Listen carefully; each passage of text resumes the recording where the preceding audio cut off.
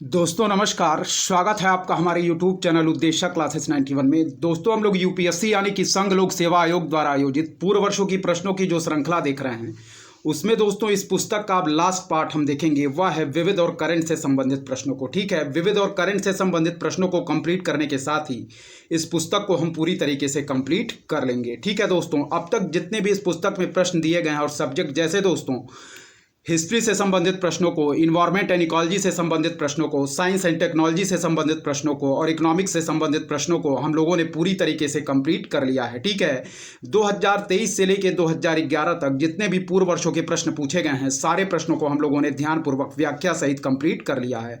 अब इस पुस्तक का लास्ट पार्ट आज हम स्टार्ट करेंगे दोस्तों, वह है विविध और करंट से संबंधित प्रश्नों को। ठीक है, विविध और करंट से संबंधित टॉपिक को कंप्लीट करने के साथ ही इस पुस्तक को हम पूरी तरीके से कंप्लीट कर लेंगे। ठीक है, 16 जून 2024 को जो परीक्षा लगी हुई है उसके पहले यह पुस्तक हम पूरी तरीके से कंप्लीट कर लेंगे, जिसमें हमारे सारे प्रीवियस ईयर क्वेश्चन दोस्तों पूरी तरीके से कंप्लीट हो जाएंगे। ठीक है, एग्जाम से पहले इन प्रश्नों को आप प्रैक्टिस करके जरूर जाएं दोस्तों, क्योंकि प्रीवियस ईयर क्वेश्चन सारे एग्जाम्स के लिए इंपॉर्टेंट होते हैं। ठीक है, तो चलिए स्टार्ट करते हैं, देखते हैं विविध और करंट से संबंधित क्या प्रश्न हमारे पूछे गए हैं। सबसे पहले हम 2023 के प्रश्नों से स्टार्ट करेंगे। देखिएगा 2023 में हमारा पूछा गया पहला प्रश्न क्या है। ठीक है, तो ध्यानपूर्वक देखिएगा। चलिए स्टार्ट करते हैं पहला प्रश्न, जो कि हमारा होमगार्ड के संबंध में कुछ यहाँ पॉइंट दिए गए हैं। देखिएगा, ठीक है, 2023 में पूछा गया प्रश्न है, ध्यानपूर्वक देखिएगा। कह रहा है कि होमगार्ड के संदर्भ में निम्नलिखित कथनों पर क्या कीजिए, विचार कीजिए। ठीक है, तो पहला पॉइंट पढ़िएगा। कह रहा है कि होमगार्ड को दोस्तों होमगार्ड अधिनियम और केंद्र सरकार के नियमों के अधीन क्या है, समुत्थापित किया जाता है। ठीक है, फिर देखिएगा, कह रहा है कि होमगार्ड को होमगार्ड अधिनियम और केंद्र सरकार के नियमों के अधीन समुत्थापित किया जाता है। और सेकंड पॉइंट पढ़िएगा कि होमगार्ड की भूमिका दोस्तों आंतरिक सुरक्षा बनाए रखने में पुलिस को सहायक बल के रूप में सेवा देने की है। और थर्ड पॉइंट कह रहा है कि अंतर्राष्ट्रीय सीमा या तटीय क्षेत्रों में घुसपैठ रोकने के लिए कुछ राज्यों में दोस्तों सीमा विंग होमगार्ड बटालियनें समुत्थापित की गई हैं। इस पॉइंट को याद रखिएगा। ठीक है, फिर से पढ़िएगा एक बार और इंपॉर्टेंट है। कह रहा है कि होमगार्ड के संदर्भ में निम्नलिखित कथनों पर विचार कीजिए। ध्यान से पढ़िएगा। फिर से देखिए पहला पॉइंट क्या कह रहा है। कह रहा है कि होमगार्ड को दोस्तों होमगार्ड अधिनियम और केंद्र सरकार के नियमों के अधीन समुत्थापित किया जाता है। सेकंड पॉइंट पढ़िएगा कि होमगार्ड की भूमिका दोस्तों आंतरिक सुरक्षा बनाए रखने में पुलिस को सहायक बल के रूप में सेवा देने की है। थर्ड पॉइंट कह रहा है कि अंतर्राष्ट्रीय सीमा / दोस्तों तटीय क्षेत्रों में घुसपैठ रोकने के लिए कुछ राज्यों में सीमा विंग होमगार्ड बटालियनें समुत्थापित की गई हैं। ठीक है, चलिए इसके ऑप्शन देखेंगे और फिर पढ़ेंगे इस प्रश्न की व्याख्या की तरफ। इंपॉर्टेंट है, ध्यानपूर्वक देखिएगा। ठीक है, देखिए कौन सा ऑप्शन मार्क करेंगे हम। कह रहा है कि उपर्युक्त में से कितने कथन सही हैं, तो बिल्कुल राइट आंसर मार्क करेंगे ऑप्शन बी, यानी कि ऊपर दिए गए 3 कथनों में से केवल 2 कथन हमारे सही हैं। इस पॉइंट को याद रखिएगा। ठीक है, चलिए पहले व्याख्या देखेंगे, फिर एक बार और प्रश्न को हम देखेंगे। चलिए व्याख्या देखते हैं, देखेंगे इस प्रश्न की व्याख्या क्या दी गई है। इंपॉर्टेंट है, देखिएगा। ठीक है, चलिए पढ़ते हैं दोस्तों। पहला पॉइंट क्या कह रहा है। कह रहा है दोस्तों हमारा, देखिएगा कि होमगार्ड जिसे हम दोस्तों गृह रक्षक दल भी कहते हैं। ठीक है, क्या है होमगार्ड, जिसे हम गृह रक्षक दल भी कहेंगे दोस्तों, याद रखें यह एक हमारा क्या है, स्वैच्छिक बल है, जिसे दोस्तों भारत में सर्वप्रथम दिसंबर 1946 में नागरिक अशांति और सांप्रदायिक दंगों को नियंत्रित करने में पुलिस की सहायता के लिए स्थापित किया गया था। इस पॉइंट को याद रखिएगा। फिर से पढ़िएगा कि होमगार्ड या गृह रक्षक दल दोस्तों एक स्वैच्छिक बल है, जिसे भारत में सर्वप्रथम दिसंबर 1946 में नागरिक अशांति और सांप्रदायिक दंगों को नियंत्रित करने में पुलिस की सहायता के लिए स्थापित किया गया था। ठीक है, नेक्स्ट पॉइंट पढ़िएगा। कह रहा है कि इसके बाद दोस्तों स्वैच्छिक नागरिक बल की अवधारणा को कई राज्यों द्वारा अपनाया गया था। वर्ष 1962 में चीन के आक्रमण के मद्देनजर केंद्र ने राज्यों एवं केंद्र शासित प्रदेशों को सलाह दी कि वे अपने मौजूदा स्वैच्छिक संगठन को एक समान स्वैच्छिक बल में विलय करें, जिसे दोस्तों होमगार्ड्स के रूप में जाना जाता। फिर पढ़िएगा कि इसके बाद दोस्तों स्वैच्छिक नागरिक बल की अवधारणा को कई राज्यों द्वारा अपनाया गया था। वर्ष 1962 में चीन के आक्रमण के मद्देनजर केंद्र ने राज्यों एवं केंद्र शासित प्रदेशों को सलाह दी कि वे अपने मौजूदा स्वैच्छिक संगठन को एक समान स्वैच्छिक बल में विलय करें, जिसे होमगार्ड्स के रूप में जाना जाता। ठीक है, नेक्स्ट पॉइंट पढ़िएगा कि होमगार्ड्स की स्थापना दोस्तों होमगार्ड अधिनियम तथा राज्यों केंद्र शासित प्रदेशों के नियमों के तहत की जाती है, ना कि केंद्र सरकार के नियमों के तहत, इसलिए कथन एक हमारा सही नहीं होगा। इस पॉइंट को याद रखिएगा। फिर से पढ़िए कि होमगार्ड्स की स्थापना दोस्तों होमगार्ड अधिनियम तथा राज्यों / केंद्र शासित प्रदेशों के नियमों के तहत की जाती, ना कि केंद्र सरकार के नियमों के तहत, अतः कथन फर्स्ट हमारा सही नहीं है। इस पॉइंट को याद रखिएगा। ठीक है, चलिए आगे के पॉइंटों की तरफ बढ़ेंगे, ध्यानपूर्वक देखिएगा आगे के पॉइंट हमारे क्या कह रहे हैं। इंपॉर्टेंट है, देखिए पढ़ेंगे। कह रहा दोस्तों हमारा कि होमगार्ड्स की भूमिका क्या है। कह रहा है कि हमारी होमगार्ड्स की भूमिका दोस्तों आंतरिक सुरक्षा स्थितियों के प्रबंधन में पुलिस के लिए एक सहायक बल के रूप में सेवा करना, किसी भी प्रकार की आपात स्थिति दोस्तों जैसे हवाई हमले, आग लगना, चक्रवात, भूकंप, महामारी आदि में समुदाय की मदद करना, आवश्यक सेवाओं को जारी रखने में मदद करना। और फिर कह रहा है कि सांप्रदायिक सद्भाव को बढ़ावा देना तथा सुभेद्य कमजोर वर्गों की रक्षा में प्रशासन की सहायता करना, सामाजिक, आर्थिक एवं कल्याणकारी गतिविधियों में भाग लेना और नागरिक सुरक्षा कर्तव्यों का पालन करना। अतः कथन सेकंड इस दृष्टि से हमारा बिल्कुल राइट होगा। इस पॉइंट को याद रखिएगा, फिर से पढ़ेंगे, देखिएगा। कह रहा है कि होमगार्ड्स की भूमिका दोस्तों आंतरिक सुरक्षा स्थितियों के प्रबंधन में पुलिस के लिए एक सहायक बल के रूप में सेवा करना, किसी भी प्रकार की आपात स्थिति जैसे हवाई हमले, आग लगना, चक्रवात, भूकंप, महामारी आदि में समुदाय की मदद करना। फिर कह रहा है दोस्तों हमारा आवश्यक सेवाओं को जारी रखने में मदद करना, सांप्रदायिक सद्भाव को बढ़ावा देना तथा सुभेद्य कमजोर वर्गों की रक्षा में प्रशासन की सहायता करना, सामाजिक, आर्थिक एवं कल्याणकारी गतिविधियों में भाग लेना और नागरिक सुरक्षा कर्तव्यों का पालन करना। इस पॉइंट को याद रखिएगा। अतः कथन सेकंड हमारा बिल्कुल सही होगा। नेक्स्ट पॉइंट पढ़िएगा। कह रहा है कि बॉर्डर विंग होमगार्ड्स की 15 बटालियनों को सीमावर्ती राज्यों में स्थापित किया गया है। क्या है, फिर देखिएगा। कह रहा है हमारा कि बॉर्डर विंग होमगार्ड्स की 15 बटालियनों को सीमावर्ती राज्यों में स्थापित किया गया है, जिनमें से दोस्तों 6 बटालियन पंजाब में, 4 बटालियन राजस्थान में, 2 बटालियन गुजरात में तथा मेघालय, त्रिपुरा एवं पश्चिम बंगाल के लिए एक एक बटालियन अंतर्राष्ट्रीय सीमा तटीय क्षेत्रों में होने वाली घुसपैठ को रोकने के लिए सीमा सुरक्षा बल के सहायक के रूप में कार्य करेगी। ठीक है, फिर पढ़िएगा। कह रहा है कि बॉर्डर विंग होमगार्ड्स की 15 बटालियनों को सीमावर्ती राज्यों में स्थापित किया गया है, देखिएगा, जिनमें से 6 बटालियन हम लोगों ने पंजाब में स्थापित किया है, 4 बटालियन को राजस्थान में, 2 बटालियन को गुजरात में तथा मेघालय, त्रिपुरा एवं पश्चिम बंगाल के लिए एक एक बटालियन अंतर्राष्ट्रीय सीमा या तटीय क्षेत्रों में होने वाली घुसपैठ को रोकने के लिए सीमा सुरक्षा बल के सहायक के रूप में कार्य करेगी। यह बाह्य आक्रमण के समय दोस्तों संवेदनशील क्षेत्र में बीए या बीपीज एवं संचार लाइनों को सुरक्षा प्रदान करेगी। अतः कथन थर्ड भी हमारा क्या है, बिल्कुल सही है। ठीक है, फिर से पढ़िएगा एक बार और। कह रहा है कि बॉर्डर विंग होमगार्ड्स की 15 बटालियनों को सीमावर्ती राज्यों में स्थापित किया गया, जिनमें से 6 बटालियन पंजाब में, 4 बटालियन राजस्थान में, 2 बटालियन गुजरात में तथा मेघालय, त्रिपुरा एवं पश्चिम बंगाल के लिए एक एक बटालियन अंतर्राष्ट्रीय सीमा या तटीय क्षेत्रों में होने वाली घुसपैठ को रोकने के लिए सीमा सुरक्षा बल के सहायक के रूप में कार्य करेगी। यह बाह्य आक्रमण के समय संवेदनशील क्षेत्र में बीए या स्लैश दोस्तों बीपीज एवं संचार लाइनों को सुरक्षा प्रदान करेगी। अतः कथन थर्ड भी हमारा सही है। एक बार और प्रश्न देखेंगे, फिर इसकी आगे की जो व्याख्या बची हुई है उसको हम ध्यानपूर्वक देखेंगे। ठीक है, प्रश्न देखिएगा क्या हमारा कह रहा था, पढ़िएगा, ध्यानपूर्वक पढ़िए दोस्तों। कह रहा है कि होमगार्ड के संदर्भ में निम्नलिखित कथनों पर विचार कीजिए। तो पहला पॉइंट कह रहा था कि होमगार्ड को दोस्तों होमगार्ड अधिनियम और केंद्र सरकार के नियमों के अधीन सुस्थापित या समुत्थापित किया जाता है। तो यह पॉइंट हमारा बिल्कुल गलत दिया गया था, इस पॉइंट को याद रखिएगा। फर्स्ट पॉइंट हमारा बिल्कुल गलत है। सेकंड पॉइंट पढ़िएगा कि होमगार्ड की भूमिका दोस्तों आंतरिक सुरक्षा बनाए रखने में पुलिस को सहायक बल के रूप में सेवा देने की है। तो यह पॉइंट हमारा बिल्कुल सही दिया गया था, इस पॉइंट को याद रखिएगा। थर्ड पॉइंट पढ़िएगा, कह रहा है हमारा दोस्तों ध्यानपूर्वक, क्या कह रहा है थर्ड पॉइंट, देखिए ध्यानपूर्वक हम पढ़ेंगे। ठीक है, देखिए कि अंतर्राष्ट्रीय सीमा या तटीय क्षेत्रों में घुसपैठ रोकने के लिए कुछ राज्यों में सीमा विंग होमगार्ड बटालियनें समुत्थापित की गई हैं। तो यह भी पॉइंट हमारा बिल्कुल सही दिया गया है। तो प्रश्न का आंसर हम लोगों ने मार्क किया था कि इसमें 2 कथन हमारे सही दिए गए थे। तो जो सही कथन है वह है हमारा सेकंड और थर्ड। ठीक है, फर्स्ट कथन हमारा बिल्कुल गलत दिया गया था, सेकंड और थर्ड पॉइंट हमारे बिल्कुल सही दिए गए हैं। ठीक है, इसीलिए ऑप्शन बी हम लोगों ने बिल्कुल राइट आंसर मार्क किया था। इस पॉइंट को याद रखिएगा। ठीक है, चलिए लास्ट पॉइंट हम पढ़ेंगे दोस्तों, ध्यानपूर्वक देखिएगा क्या दिया गया है इसका लास्ट पॉइंट। देखिए कह रहा दोस्तों बॉर्डर विंग होमगार्ड्स की 15 बटालियनों को सीमावर्ती राज्यों में स्थापित किया गया है, जिनमें से 6 बटालियन। ठीक है, चलिए आगे इस प्रश्न की व्याख्या देखेंगे, इंपॉर्टेंट है, ध्यानपूर्वक देखिएगा क्या कह रही है इस प्रश्न की आगे की व्याख्या। देखिए यहाँ पे, ठीक है, ध्यानपूर्वक देखिए। कह रहा है कि बॉर्डर विंग होमगार्ड्स की 15 बटालियनों को सीमावर्ती राज्यों में स्थापित किया गया है, जिनमें से दोस्तों याद रखिए 6 बटालियनें हमारी पंजाब में, 4 बटालियन दोस्तों राजस्थान में, 2 बटालियन गुजरात में तथा मेघालय, त्रिपुरा एवं पश्चिम बंगाल के लिए एक एक बटालियन अंतर्राष्ट्रीय सीमा या तटीय क्षेत्रों में होने वाली घुसपैठ को रोकने के लिए सीमा सुरक्षा बल के सहायक के रूप में कार्य करेगी। कह रहा है कि यह बाह्य आक्रमण के समय संवेदनशील क्षेत्र में बीए या बीपीज एवं संचार लाइनों को सुरक्षा प्रदान करेगी। अतः कथन थर्ड भी हमारा इस दृष्टि से सही था। चलिए अब बढ़ेंगे 2023 में पूछे गए दूसरे प्रश्न की तरफ। देखिएगा क्या कह रहा है 2023 में पूछा गया दूसरा प्रश्न, इंपॉर्टेंट है। देखिए कह रहा है दोस्तों कृत्य और अकृत्य जिस किस अधिनियम के अधीन आता है, यहाँ पे हमें देखना है। ठीक है, तो ध्यानपूर्वक देखिएगा। पहला पॉइंट कह रहा है दोस्तों कि अनअधिकृत रूप से पुलिस या सेना की वर्दी को पहनना। तो यह दोस्तों हमारा कह रहा है कि यह कृत्य जिस अधिनियम के अधीन आता है वह है शासकीय गुप्त बात अधिनियम 1923। ठीक है, फिर कह रहा है कि किसी पुलिस अधिकारी या सैनिक अधिकारी के ड्यूटी में तैनात होने के दौरान जानबूझकर उन्हें गुमराह करना या अन्यथा उनके साथ हस्तक्षेप करना। ठीक है, तो कह रहा है कि यह कृत्य जिस अधिनियम के अधीन आता है वह है भारतीय साक्ष्य अधिनियम 1872। ठीक है, फिर देखिएगा नेक्स्ट पॉइंट पढ़िएगा, बढ़ेंगे दोस्तों एक बार और देखिए। पहले कह रहा है कि भारत के संदर्भ में निम्नलिखित युग्मों पर क्या कीजिए, विचार कीजिए। कृत्य और यह कृत्य जिस अधिनियम के अधीन आते हैं। तो पहला पॉइंट कह रहा है कि अनधिकृत रूप से पुलिस या सेना की वर्दी को पहनना। तो यह कह रहा है कि यह कृत्य जिस अधिनियम के अधीन आता है वह है शासकीय गुप्त बात अधिनियम 1923।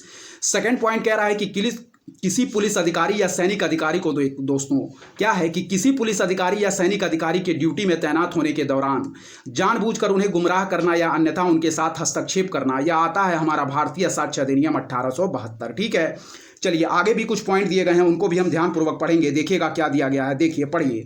कह रहा दोस्तों कि बंदूक या तोप से अनुष्ठान परक गोली या गोला दागना जिससे अन्य लोगों की व्यक्तिगत सुरक्षा के लिए जोखिम हो सकता हो, तो यह आता है हमारा आयुध संशोधन अधिनियम 2019। ठीक है, फिर पढ़िएगा कि बंदूक या तोप से अनुष्ठान परक गोली या गोला दागना जिससे अन्य लोगों की व्यक्तिगत सुरक्षा के लिए जोखिम हो सकता है। ठीक है, तो प्रश्न में पूछा जा रहा है दोस्तों, ध्यानपूर्वक यहाँ देखिएगा क्या पूछा जा रहा है, देखेंगे हम। कह रहा है कि उपर्युक्त में से कितने युग्म हमारे सही सुमेलित हैं। तो हम लोगों ने बिल्कुल राइट आंसर मार्क किया, ऑप्शन बी, यानी कि 2 कथन हमारे इसमें सही दिए गए हैं। ठीक है, इस पॉइंट को दोस्तों याद रखिएगा कि हमारा पहला और इसमें जो दोस्तों सही दिए गए हैं वह केवल 2 कथन सही दिए गए हैं। पहले हम व्याख्या पढ़ेंगे, फिर एक बार और प्रश्न को हम देखेंगे दोस्तों। ठीक है, तो ध्यानपूर्वक याद रखिएगा। चलिए पहले व्याख्या दोस्तों देखते हैं, और हम लोगों ने ऑप्शन मार्क किया था, जो हमारा राइट था वह था ऑप्शन बी, यानी कि केवल 2 कथन इसमें सही दिए गए हैं। पहले व्याख्या पढ़ेंगे, फिर एक बार और हम प्रश्न को देखेंगे, ध्यानपूर्वक देखिएगा। ठीक है, चलिए देखते हैं क्या दी गई है इस प्रश्न की व्याख्या। चलिए पढ़ते हैं दोस्तों, ध्यानपूर्वक देखिएगा। चलिए पढ़ेंगे। कह रहा दोस्तों कि आधिकारिक शासकीय गुप्त बात अधिनियम पहली बार वर्ष 1923 में अधिनियमित किया गया, जिसे स्वतंत्रता के बाद भी बरकरार रखा गया था, और सरकारी कर्मचारियों तथा नागरिकों पर लागू होने वाला यह कानून जासूसी, देशद्रोह और राष्ट्र की अखंडता के लिए अन्य संभावित खतरों से निपटने हेतु रूपरेखा प्रदान करता है। ठीक है, फिर देखिएगा कि आधिकारिक शासकीय गुप्त बात अधिनियम पहली बार वर्ष 1923 में अधिनियमित किया गया, जिसे दोस्तों स्वतंत्रता के बाद भी बरकरार रखा गया था।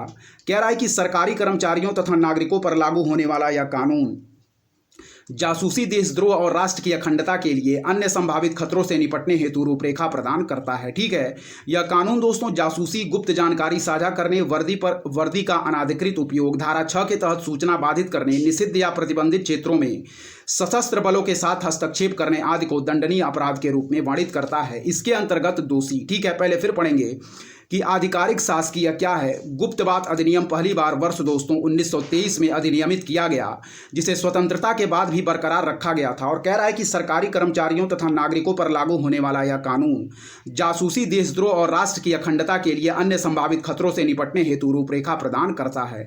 कह रहा है कि यह कानून दोस्तों जासूसी, गुप्त जानकारी साझा करने, वर्दी का अनाधिकृत उपयोग, धारा 6 के तहत सूचना बाधित करने, निषिद्ध या प्रतिबंधित क्षेत्रों में सशस्त्र बलों के साथ हस्तक्षेप करने आदि को दंडनीय अपराध के रूप में वर्णित करता है। कह रहा है कि इसके अंतर्गत दोषी। चलिए इसके बचे हुए पार्ट को नेक्स्ट दोस्तों देखेंगे, आगे क्या इसका बचा हुआ जो पार्ट है वह दिया गया है, ध्यानपूर्वक देखिएगा, सारे प्रश्न हमारे इंपॉर्टेंट है। चलिए देखते हैं इसका आगे का पार्ट क्या कह रहा है।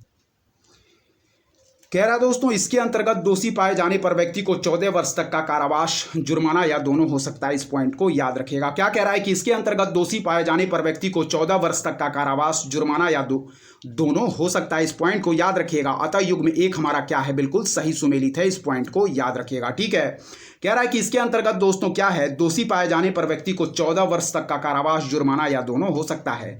अतः युग्म 1 हमारा क्या है, बिल्कुल सही सुमेलित है। सेकंड पॉइंट देखिएगा क्या कह रहा है। कह रहा है कि आधिकारिक शासकीय गुप्त बात अधिनियम 1923 की धारा 7 के तहत किसी भी दोस्तों निषिद्ध स्थान के आसपास, कह रहा है कि कोई भी व्यक्ति किसी भी पुलिस अधिकारी या केंद्र के सशस्त्र बलों के किसी भी सदस्य जो निषिद्ध स्थान के संबंध में संतरी, गश्ती या अन्य सामान्य कर्तव्य को धारण करता हो, को जानबूझकर गुमराह या अन्यथा हस्तक्षेप या बाधा नहीं डालेगा। अतः युग्म 2 हमारा क्या है, सुमेलित नहीं है। इस पॉइंट को याद रखिएगा। फिर पढ़िएगा। कह रहा है कि आधिकारिक शासकीय गुप्त बात अधिनियम 1923 की धारा 7 के तहत किसी भी दोस्तों निषिद्ध स्थान के आसपास कोई भी व्यक्ति, किसी भी पुलिस अधिकारी या केंद्र के सशस्त्र बलों के किसी भी सदस्य जो निषिद्ध स्थान के संबंध में संतरी, गश्ती या अन्य सामान्य कर्तव्य को धारण करता हो को जानबूझकर गुमराह या अन्यथा हस्तक्षेप या बाधा नहीं डालेगा। अतः युग्म 2 हमारा सुमेलित नहीं है, इस पॉइंट को याद रखिएगा। ठीक है, चलिए नेक्स्ट पॉइंट पढ़ेंगे दोस्तों। क्या कह रहा है? कह रहा है कि शस्त्र संशोधन अधिनियम 2019 के अंतर्गत कोई भी व्यक्ति शस्त्रों का उपयोग लापरवाही पूर्वक या जश्न मनाने के लिए करता है, जिससे दोस्तों मानव जीवन या दूसरों की व्यक्तित्व सुरक्षा प्रभावित होती है, व्यक्तिगत सुरक्षा प्रभावित होती है, इससे दोस्तों उसे अल्पावधि के लिए दंडनीय कारावास दिया जा सकता है, जिसे बढ़ाकर 2 वर्ष तक किया जा सकता है। इसके साथ ही 1 लाख रुपए तक का जुर्माना भी लगाया जा सकता है। अतः युग्म 3 हमारा क्या है? बिल्कुल सही सुमेलित। फिर पढ़िएगा कि शस्त्र संशोधन अधिनियम 2019 के अंतर्गत कोई भी व्यक्ति शस्त्रों का उपयोग लापरवाही पूर्वक या जश्न मनाने के लिए करता है, जिससे मानव जीवन या दूसरों की व्यक्तिगत सुरक्षा प्रभावित होती है, इससे उसे अल्पावधि के लिए दंडनीय कारावास दिया जा सकता है, जिसे बढ़ाकर 2 वर्ष तक किया जा सकता। इसके साथ ही दोस्तों 1 लाख रुपए तक जुर्माना लगाया जा सकता। अतः युग्म 3 हमारा क्या है? सही सुमेलित है, इस पॉइंट को याद रखिएगा। तो कथन फर्स्ट और थर्ड हमारे बिल्कुल सही सुमेलित हैं, जबकि कथन सेकंड हमारा प्रश्न में बिल्कुल सही सुमेल नहीं दिया गया था। इसीलिए हम लोगों ने प्रश्न का बिल्कुल राइट आंसर मार्क किया था ऑप्शन बी, यानी कि 2 कथन प्रश्न में केवल सही दिए गए थे, यानी कि फर्स्ट और थर्ड, जबकि सेकंड कथन हमारा गलत दिया गया था। इस पॉइंट को याद रखिएगा। ठीक है, चलिए 2023 में पूछे गए तीसरे प्रश्न की तरफ बढ़ेंगे। देखेंगे 2023 में पूछा गया तीसरा प्रश्न हमारा क्या कह रहा था। ठीक है दोस्तों, विविध और करंट से संबंधित प्रश्नों को हम देख रहे थे, इंपॉर्टेंट है, ध्यानपूर्वक देखिएगा। चलिए पढ़ते हैं। 2023 में पूछा गया तीसरा प्रश्न क्या था? ध्यानपूर्वक देखिएगा। ठीक है, कह रहा है कि निम्नलिखित युग्मों पर विचार कीजिए, प्रायः समाचारों में उल्लिखित होने वाले क्षेत्र हैं और समाचारों में उनके क्या है दोस्तों? उल्लिखित होने का कारण। ठीक है, तो देखिएगा पहला पॉइंट क्या कह रहा है, ध्यानपूर्वक देखिएगा। कह रहा है कि उत्तरी कीबू और इटूरी। क्या है? उत्तरी कीबू और इटूरी। तो कह रहा है दोस्तों कि यह हमारा आर्मेनिया और अजरबैजान के बीच युद्ध के कारण समाचार में बना हुआ था। ठीक है, फिर दोस्तों सेकंड कह रहा है नारगोनो कराबाग। तो यह कह रहा है कि मोजाम्बिक में क्या है? उपपल है। ठीक है, फिर देखिएगा थर्ड कह रहा है दोस्तों खेरसान और जेपोरेजिया। कह रहा है कि इजराइल और लेबनान के बीच विवाद के कारण यह समाचार में बना हुआ था। ठीक है, कह रहा है कि उपर्युक्त में से कितने युग्म हमारे सही सुमेलित हैं? तो इसमें बिल्कुल राइट आंसर मार्क करेंगे दोस्तों, वह है हमारा ऑप्शन डी, यानी कि कोई भी युग्म हमारे सही सुमेलित नहीं दिए गए हैं। ठीक है, एक बार और पढ़ेंगे। कह रहा है कि प्रायः समाचारों में उल्लिखित होने वाले क्षेत्र हैं और समाचार में इनके उल्लिखित होने का कारण। ठीक है, कह रहा है हमारा पहला जो कह रहा है वह है दोस्तों उत्तरी कीबू और इटूरी। तो कह रहा है कि यह आर्मेनिया और अजरबैजान के बीच युद्ध के कारण क्या है? समाचारों में बना हुआ था। सेकंड कह रहा है कि नारगोनो काराबाग। तो कह रहा है कि यह मोजाम्बिक में उपल के कारण दोस्तों क्या है? हमारा समाचार में बना हुआ था। और थर्ड कह रहा है खेरासान और जेपोरेजिया। कह रहा है कि यह इजराइल और लेबनान के बीच विवाद के कारण समाचारों में बना हुआ था। तो कह रहा है कि उपर्युक्त में से कितने युग्म हमारे सही सुमेलित हैं? तो ऑप्शन डी हम लोगों ने बिल्कुल राइट आंसर मार्क किया था, वह था दोस्तों हमारा कोई भी हमारे जो इसमें दिए गए पॉइंट हैं वह सही सुमेल नहीं है। इस पॉइंट को याद रखिएगा। चलिए व्याख्या देखते हैं। व्याख्या देखिएगा, इंपॉर्टेंट है, क्या कह रही है इस प्रश्न की व्याख्या। चलिए पढ़ते हैं। देखिए कह रहा है हमारा दोस्तों की जो कीबू और इटूरी है यह कांगो गणराज्य से संबंधित है। ध्यानपूर्वक याद रखिएगा। ठीक है, कीबू और इटूरी दोस्तों हमारा क्या है? कांगो गणराज्य से संबंधित है। कांगो गणराज्य और रवांडा के बीच वर्ष 1994 में युद्ध शुरू हुआ, जिसमें दोस्तों क्या है? हमारे 8 लाख से अधिक रवांडा के तुत्सी एवं हुतत्स लोगों का नरसंहार कर दिया गया। अतः युग्म 1 हमारा सही सुमेलित नहीं है। इस पॉइंट को याद रखिएगा। ठीक है, फिर देखिएगा कि कीबू और इटूरी कांगो गणराज्य से संबंधित है और कांगो गणराज्य और रवांडा के बीच वर्ष 1994 में दोस्तों क्या है? युद्ध हमारा शुरू हुआ, जिसमें दोस्तों 8 लाख से अधिक रवांडा के तुत्सी एवं हुतुत्स लोगों का नरसंहार कर दिया गया। अतः युग्म 1 हमारा सही सुमेलित नहीं है। इस पॉइंट को याद रखिएगा। ठीक है, सेकंड पॉइंट पढ़ेंगे, देखेंगे। कह रहा है हमारा कि नारगोनो काराबाग दोस्तों दक्षिण पश्चिमी अजरबैजान का क्या है? एक क्षेत्र है। फिर देखिएगा नारगोनो काराबाग दक्षिण पश्चिमी अजरबैजान का एक क्षेत्र है और इसको दोस्तों पूर्व अजरबैजान सोवियत सोशलिस्ट रिपब्लिक के स्वायत्त ओब्लास्ट प्रांत एवं स्वघोषित देश नारगोनो काराबाग गणराज्य नाम से जाना जाता, जिसकी स्वतंत्रता अंतर्राष्ट्रीय स्तर पर मान्यता प्राप्त नहीं है। और कह रहा है कि नारगोनो काराबाग के स्वघोषित गणराज्य के सैनिक वर्तमान में लगभग 2700 वर्ग मील यानी कि 700 वर्ग किलोमीटर क्षेत्र को नियंत्रित करते हैं, जबकि पूर्व स्वायत्त क्षेत्र में लगभग 1700 वर्ग मील यानी कि 4400 वर्ग किलोमीटर क्षेत्र शामिल था। अतः युग्म 2 हमारा सही सुमेलित नहीं है। फिर देखिएगा, कह रहा है कि नारगोनो काराबाग दक्षिण पश्चिमी अजरबैजान का एक क्षेत्र है और इसको पूर्व अजरबैजान सोवियत सोशलिस्ट रिपब्लिक के स्वायत्त ओब्लास्ट एवं स्वघोषित देश नारगोनो काराबाग गणराज्य नाम से जाना जाता, जिसकी दोस्तों स्वतंत्रता अंतर्राष्ट्रीय स्तर पर मान्यता प्राप्त नहीं। और नारगोनो काराबाग के स्वघोषित गणराज्य के सैनिक वर्तमान में लगभग 2700 वर्ग मील यानी कि 700 वर्ग किलोमीटर क्षेत्र को नियंत्रित करते, जबकि पूर्व स्वायत्त क्षेत्र में लगभग 1700 वर्ग मील 4400 वर्ग क्या है दोस्तों किलोमीटर क्षेत्र शामिल था। अतः युग्म 2 हमारा सही सुमेलित नहीं है। नेक्स्ट पॉइंट पढ़िएगा, कह रहा है दोस्तों जो हमारा खेरसान और जेपोरोजिया है यह यूक्रेन से संबंधित है, जो यूक्रेन एवं रूस के बीच विवादित क्षेत्र है। अतः युग्म 3 हमारा सुमेलित नहीं है। फिर देखिएगा, कह रहा है कि खेरासान और जेपोरोजिया हमारा यूक्रेन से संबंधित है, जो यूक्रेन एवं रूस के बीच विवादित क्षेत्र है। अतः युग्म 3 हमारा सुमेलित नहीं है। ठीक है, तो ऑप्शन डी हम लोगों ने बिल्कुल राइट आंसर मार्क किया था, यानी कि जितने भी पॉइंट हमारे दिए गए थे दोस्तों प्रश्न में, वह सारे पॉइंटों में कोई भी पॉइंट हमारा सुमेलित नहीं था, इसीलिए हम लोगों ने ऑप्शन डी मार्क किया था। चलिए अब बढ़ेंगे दोस्तों 2023 में पूछे गए चौथे प्रश्न की तरफ। इंपॉर्टेंट है, देखिएगा क्या कह रहा है। 2023 में पूछा गया चौथा प्रश्न पढ़ेंगे। ठीक है, देखिए कह रहा है दोस्तों कि निम्नलिखित कथनों पर विचार कीजिए। तो पहला हमारा कथन जो कह रहा है, देखिएगा कह रहा है कि इजराइल ने कुछ अरब राज्यों के साथ राजनयिक संबंध क्या है स्थापित किए हैं। ठीक है, कह रहा है कि इजराइल ने कुछ अरब राज्यों के साथ राजनयिक संबंध स्थापित किए हैं। और कथन सेकंड कह रहा है कि अरब शांति पहल दोस्तों सऊदी अरब की मध्यस्थता से इजराइल और अरब लीग के बीच हस्ताक्षरित हुआ। क्या है?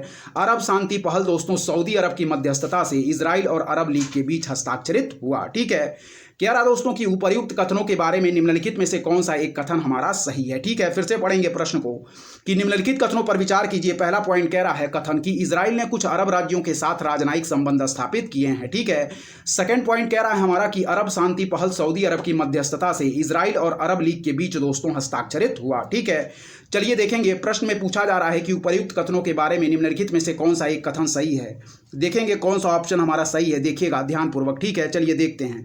तो इसमें जो सही आंसर मार्क करेंगे दोस्तों वह है हमारा, देखिएगा वह हम ऑप्शन मार्क करेंगे ऑप्शन सी। ठीक है, यानी कि दोस्तों कथन फर्स्ट हमारा सही दिया गया है, किंतु कथन सेकंड हमारा क्या है, गलत है। ठीक है, तो पहला कथन जो कह रहा है कि इजराइल ने कुछ अरब राज्यों के साथ राजनयिक संबंध स्थापित किए हैं, तो यह पॉइंट हमारा बिल्कुल सही दिया गया है। ठीक है, जबकि जो सेकंड कथन कह रहा है कि अरब शांति पहल सऊदी अरब की मध्यस्थता से इजराइल और अरब लीग के बीच हस्ताक्षरित हुआ है, तो यह पॉइंट हमारा बिल्कुल गलत दिया गया है। इस पॉइंट को याद रखिएगा। ठीक है, ऑप्शन सी हम लोगों ने बिल्कुल राइट आंसर मार्क किया, यानी कि कथन फर्स्ट हमारा सही है, किंतु कथन सेकंड हमारा गलत है। इस पॉइंट को याद रखिएगा। ठीक है, चलिए व्याख्या देखिएगा, इंपॉर्टेंट है क्या कह रही है इस प्रश्न की व्याख्या देखेंगे। चलिए देखिए, कह रहा दोस्तों कि मिस्र और जॉर्डन केवल 2 अरब देश हैं। ध्यानपूर्वक देखिएगा, कह रहा है कि मिस्र और जॉर्डन केवल 2 अरब देश हैं जिनके दोस्तों इजराइल के साथ औपचारिक राजनयिक संबंध हैं। हालांकि दोस्तों सऊदी अरब और मोरक्को जैसे कुछ अन्य अरब देशों ने कथित तौर पर इसके साथ वर्षों से बैक चैनल संचार किया है।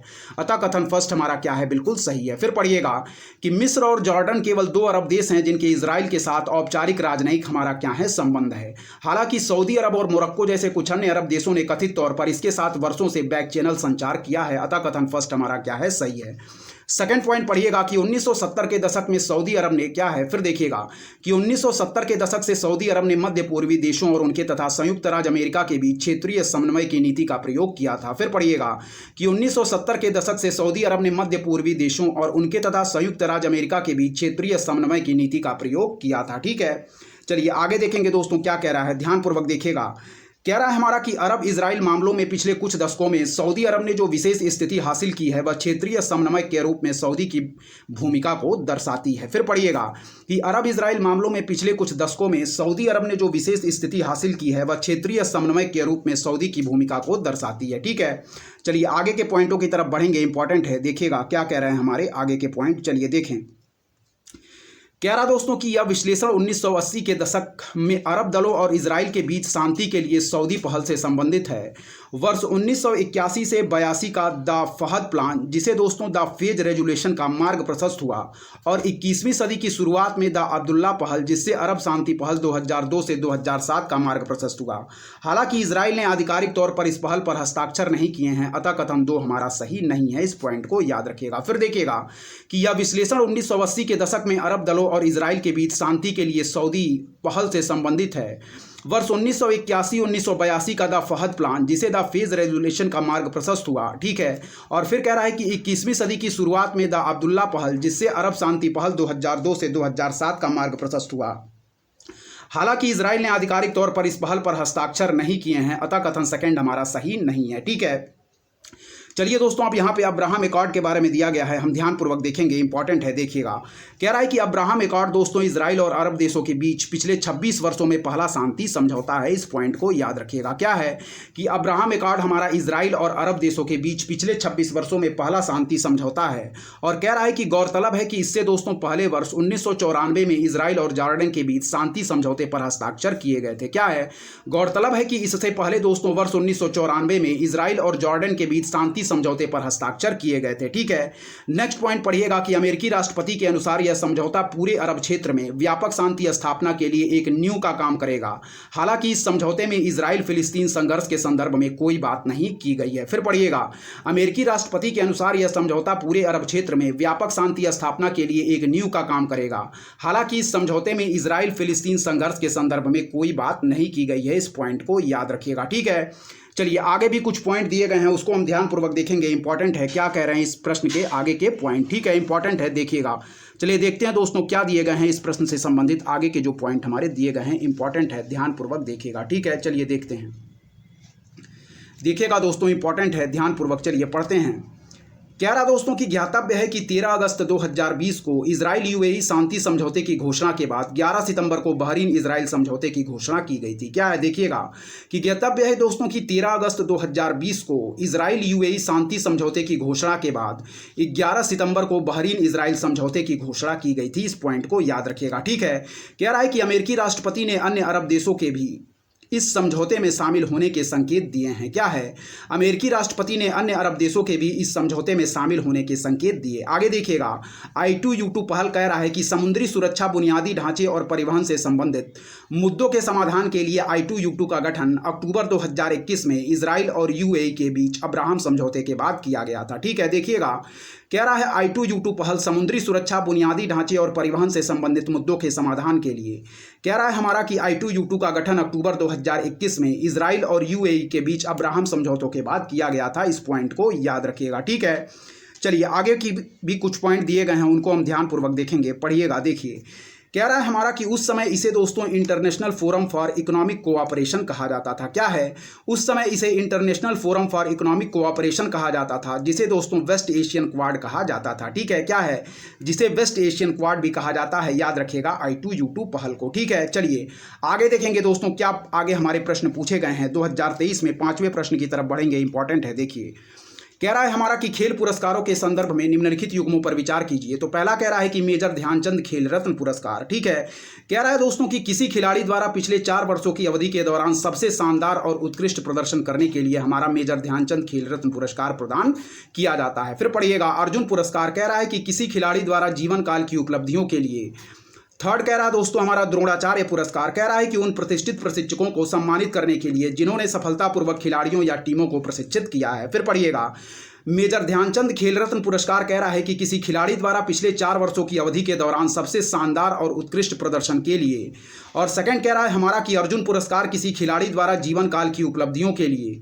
और थर्ड कह रहा है द्रोणाचार्य पुरस्कार उन प्रतिष्ठित प्रशिक्षकों को सम्मानित करने के लिए जिन्होंने सफलतापूर्वक खिलाड़ियों या टीमों को प्रशिक्षित किया है। ठीक है, राष्ट्रीय खेल प्रोत्साहन पुरस्कार देखिएगा क्या कह रहा है उसके बारे में ध्यानपूर्वक देखिएगा, इंपॉर्टेंट है। चलिए पढ़िए, कह रहा है हमारा कि राष्ट्रीय खेल प्रोत्साहन पुरस्कार खिलाड़ियों द्वारा रिटायर होने के बाद भी किए गए योगदान की सराहना करने के लिए। ठीक है, तो पॉइंट हमारा कह रहा है कि उपर्युक्त में से कितने युग्म सही सुमेलित हैं। तो इसमें दोस्तों जो सही आंसर मार्क करेंगे उससे पहले एक बार और पढ़ेंगे, देखिएगा। कह रहा है कि मेजर ध्यानचंद खेल रत्न पुरस्कार, तो यह दोस्तों किसी खिलाड़ी द्वारा पिछले 4 वर्षों की अवधि के दौरान सबसे शानदार और उत्कृष्ट प्रदर्शन करने के लिए प्रदान किया जाता है। सेकंड कह रहा है कि अर्जुन पुरस्कार किसी खिलाड़ी द्वारा जीवन काल की उपलब्धियों के लिए। थर्ड कह रहा है कि द्रोणाचार्य पुरस्कार उन प्रतिष्ठित प्रशिक्षकों को सम्मानित करने के लिए जिन्होंने सफलतापूर्वक खिलाड़ियों या टीमों को प्रशिक्षित किया है।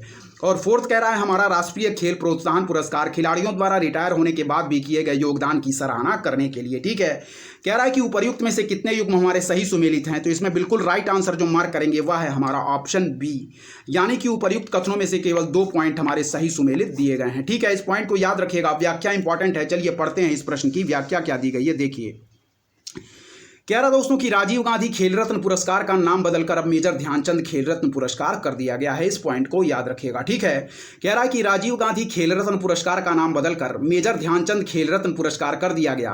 परिवर्तित मेजर ध्यानचंद खेल रत्न पुरस्कार के अंतर्गत दोस्तों 25 लाख रुपए की नगद राशि पुरस्कार के रूप में दी जाती। यह 4 वर्ष की अवधि में एक खिलाड़ी द्वारा खेल के क्षेत्र में शानदार और उत्कृष्ट प्रदर्शन के लिए युवा मामले और खेल मंत्रालय द्वारा दिया जाने वाला सर्वोच्च खेल पुरस्कार है। अतः युग्म 1 हमारा बिल्कुल सही सुमेलित है। फिर पढ़िएगा कि राजीव गांधी खेल रत्न पुरस्कार का नाम बदलकर मेजर ध्यानचंद खेल रत्न पुरस्कार कर दिया गया। परिवर्तित मेजर ध्यानचंद खेल रत्न पुरस्कार के अंतर्गत 25 लाख रुपए की नगद राशि पुरस्कार के रूप में दी जाती। यह 4 वर्ष की अवधि में एक खिलाड़ी द्वारा खेल के क्षेत्र में शानदार और उत्कृष्ट प्रदर्शन के लिए युवा मामले और खेल मंत्रालय द्वारा दिया जाने वाला सर्वोच्च खेल पुरस्कार है। अतः युग्म 1 हमारा बिल्कुल सही सुमेलित है। इस पॉइंट को याद रखिएगा। एक बार और देखिएगा कि राजीव गांधी खेल रत्न पुरस्कार का नाम बदलकर मेजर ध्यानचंद खेल रत्न पुरस्कार कर दिया गया। कह रहा है कि परिवर्तित मेजर ध्यानचंद खेल रत्न पुरस्कार के अंतर्गत 25 लाख रुपए की नगद राशि पुरस्कार के रूप में दी जाती और यह 4 वर्ष की अवधि में एक खिलाड़ी द्वारा खेल के क्षेत्र में शानदार और उत्कृष्ट प्रदर्शन के लिए युवा मामले और खेल मंत्रालय द्वारा दिया जाने वाला सर्वोच्च खेल पुरस्कार है। अतः युग्म 1 हमारा बिल्कुल सही सुमेल दिया गया है, ठीक है। देखिएगा सेकंड पॉइंट कह रहा है कि राष्ट्रीय खेल आयोजनों में उत्कृष्ट उपलब्धि को मान्यता देने हेतु भारत सरकार द्वारा वर्ष 1961 में अर्जुन पुरस्कार की स्थापना की गई और यह विगत दोस्तों क्या है 4 वर्षों की अवधि में अच्छे प्रदर्शन और नेतृत्व खेल कौशल एवं अनुशासन के लिए दिया जाता। अतः युग्म सेकंड हमारा क्या है सही सुमेलित नहीं है, ठीक है। फिर देखिएगा कि राष्ट्रीय खेल आयोजनों में उत्कृष्ट उपलब्धि को मान्यता देने हेतु भारत सरकार द्वारा वर्ष 1961 में अर्जुन पुरस्कार की स्थापना की गई थी और कह रहा है कि यह विगत 4 वर्षों की अवधि में अच्छे प्रदर्शन और नेतृत्व खेल कौशल एवं अनुशासन के लिए दिया जाता। अतः युग्म सेकंड हमारा सही सुमेलित नहीं है, ठीक है। फिर पढ़िएगा कि राष्ट्रीय खेल आयोजनों में उत्कृष्ट उपलब्धि को मान्यता देने हेतु भारत सरकार द्वारा वर्ष 1961 में अर्जुन पुरस्कार की दोस्तों क्या है स्थापना की गई थी। चलिए इस प्रश्न की आगे जो व्याख्या दी गई है उसको हम ध्यानपूर्वक पढ़ेंगे। देखिएगा इंपॉर्टेंट है क्या कह रही है आगे की व्याख्या, ठीक है। कह रहा है हमारा कि राष्ट्रीय खेल आयोजनों में उत्कृष्ट उपलब्धि को मान्यता देने हेतु भारत सरकार द्वारा वर्ष 1961 में अर्जुन पुरस्कार की स्थापना की गई थी। इस पॉइंट को याद रखिएगा, ठीक है। और देखिएगा कह रहा है कि यह विगत 4 वर्षों की अवधि में अच्छे प्रदर्शन और नेतृत्व खेल कौशल एवं अनुशासन के लिए दिया जाता है। अतः युग्म सेकंड हमारा सही सुमेलित नहीं है। इस पॉइंट को याद रखिएगा, ठीक है। चलिए देखेंगे आगे इस प्रश्न की व्याख्या क्या कह रही है, इंपॉर्टेंट है, देखिएगा, ठीक है। चलिए देखिए पढ़ेंगे थर्ड पॉइंट। कह रहा है दोस्तों हमारा देखिएगा कि खेल प्रशिक्षण में दोस्तों क्या है उत्कृष्टता को सम्मानित करने हेतु भारत सरकार द्वारा वर्ष 1985 में द्रोणाचार्य पुरस्कार की स्थापना की गई थी और यह प्रशिक्षकों को निरंतर आधार पर उत्कृष्ट एवं मेधावी कार्य करने तथा खिलाड़ियों को अंतर्राष्ट्रीय प्रतियोगिताओं में उत्कृष्ट प्रदर्शन करने में सक्षम बनाने के लिए दिया जाता। अतः युग्म थर्ड हमारा क्या है बिल्कुल सही सुमेल दिया गया है। फिर पढ़िएगा कि खेल प्रशिक्षण में उत्कृष्टता को सम्मानित करने हेतु भारत सरकार द्वारा वर्ष 1985 में द्रोणाचार्य पुरस्कार की स्थापना की गई थी। यह प्रशिक्षकों को निरंतर आधार पर उत्कृष्ट एवं मेधावी कार्य करने तथा खिलाड़ियों को अंतर्राष्ट्रीय प्रतियोगिताओं में उत्कृष्ट प्रदर्शन करने में सक्षम बनाने के लिए दिया जाता। अतः युग्म थर्ड हमारा क्या है बिल्कुल सही सुमेल दिया गया है, ठीक है। फोर्थ पॉइंट पढ़ेंगे। कह रहा है कि राष्ट्रीय खेल प्रोत्साहन पुरस्कार वर्ष 2009 में स्थापित किया गया था और यह कारपोरेट संस्थाओं निजी और सार्वजनिक दोनों क्षेत्रों में खेल नियंत्रण बोर्डों राज्य और राष्ट्रीय स्तर पर खेल निकायों सहित गैर सरकारी संगठनों को दिया जाता जिन्होंने खेल संवर्धन एवं विकास के क्षेत्र में एक महत्वपूर्ण भूमिका निभाई है। अतः हमारा फोर्थ जो कथन दिया गया है वह सही सुमेल नहीं है, ठीक है। फिर देखिएगा कि राष्ट्रीय खेल प्रोत्साहन पुरस्कार वर्ष 2009 में स्थापित किया गया था और यह कारपोरेट संस्थाओं निजी और सार्वजनिक दोनों क्षेत्रों में खेल नियंत्रण बोर्डों राज्य और राष्ट्रीय स्तर पर खेल निकायों सहित गैर सरकारी संगठनों को दिया जाता जिन्होंने खेल संवर्धन एवं विकास के क्षेत्र में एक महत्वपूर्ण भूमिका निभाई। अतः युग्म फोर्थ भी हमारा सही सुमेल नहीं है। तो याद रखिएगा इस प्रश्न में दोस्तों जो सही सुमेल पॉइंट दिए गए थे वह थे हमारे केवल फर्स्ट और थर्ड पॉइंट, सेकंड और फोर्थ पॉइंट हमारा बिल्कुल सही सुमेल नहीं था, ठीक है। फर्स्ट और दोस्तों हमारा क्या है थर्ड पॉइंट बिल्कुल सही सुमेल दिया गया था। इस पॉइंट को याद रखिएगा, फर्स्ट और थर्ड पॉइंट सही सुमेल था जबकि सेकंड और फोर्थ पॉइंट हमारा सही सुमेल नहीं था। यानी कि मेजर ध्यानचंद खेल रत्न पुरस्कार के संबंध में दी गई जानकारी हमारे प्रश्न में बिल्कुल सही सुमेल दी गई है और द्रोणाचार्य पुरस्कार के संबंध में जो जानकारी दी गई है वह भी हमारा सही सुमेल दिया गया है। जबकि जो जानकारी दोस्तों अर्जुन पुरस्कार और राष्ट्रीय खेल प्रोत्साहन पुरस्कार के संदर्भ में दी गई है प्रश्न में, यह दोनों ही जानकारियां गलत दी गई हैं। ठीक है, तो सही सुमेल हम लोगों ने किया। मेजर ध्यानचंद खेल रत्न पुरस्कार के संदर्भ में जो जानकारी दी गई है वह बिल्कुल सही है, और द्रोणाचार्य पुरस्कार से संबंधित भी जो जानकारी दी गई है वह बिल्कुल सही सुमेल है। जबकि अर्जुन पुरस्कार और राष्ट्रीय खेल प्रोत्साहन पुरस्कार से संदर्भ में जो कथन दिए गए हैं, यहाँ जो पॉइंट दिए गए हैं वह गलत दिए गए हैं, जिसकी व्याख्या हम लोगों ने पूरी तरीके से कंप्लीट कर लिया है। चलिए अब बढ़ेंगे दोस्तों हमारा 2023 में पूछे गए छठे प्रश्न की तरफ, देखिएगा। ठीक है, चलिए देखिए,